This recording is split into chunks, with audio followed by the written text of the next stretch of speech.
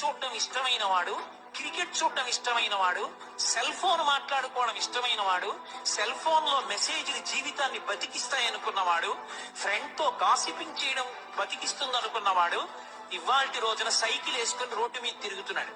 ఎక్కడో ఒక cheap engineering కాలేజీలో చదువుకుంటూ సమయాన్ని సద్వినియోగం చేసుకున్న పిల్లవాడు ఐఐటిలో చదువుకుని ఒక కంట్రీ మేనేజర్ కాబోతున్నాడు.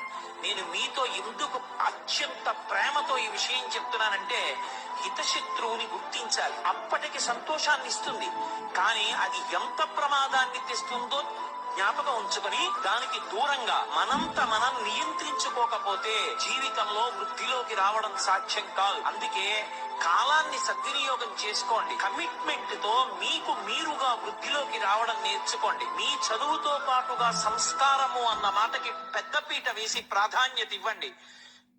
టీవీ చూడటం ఇష్టమైన వాడు, క్రికెట్ చూడటం ఇష్టమైన వాడు, సెల్ ఫోన్ మాట్లాడుకోవడం ఇష్టమైన వాడు, సెల్ ఫోన్ లో మెసేజ్లు జీవితాన్ని బతికిస్తాయనుకున్నవాడు, ఫ్రెండ్ తో గాసిపింగ్ చేయడం బతికిస్తుంది అనుకున్నవాడు ఇవాల్టి రోజున సైకిల్ వేసుకుని రోడ్డు మీద తిరుగుతున్నాడు.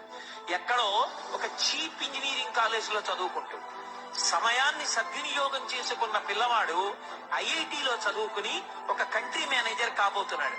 నేను మీతో ఎందుకు అత్యంత ప్రేమతో ఈ విషయం చెప్తున్నానంటే, హితశత్రువుని గుర్తించాలి. అప్పటికి సంతోషాన్ని ఇస్తుంది, కానీ అది ఎంత ప్రమాదాన్ని తెస్తుందో జ్ఞాపకం ఉంచుకొని దానికి దూరంగా మనంత మనం నియంత్రించుకోకపోతే జీవితంలో వృద్ధిలోకి రావడం సాధ్యం కాదు. అందుకే కాలాన్ని సద్వినియోగం చేసుకోండి. కమిట్మెంట్ తో మీకు మీరుగా వృద్ధిలోకి రావడం నేర్చుకోండి. మీ చదువుతో పాటుగా సంస్కారము అన్న మాటకి పెద్దపీట వేసి ప్రాధాన్యత ఇవ్వండి.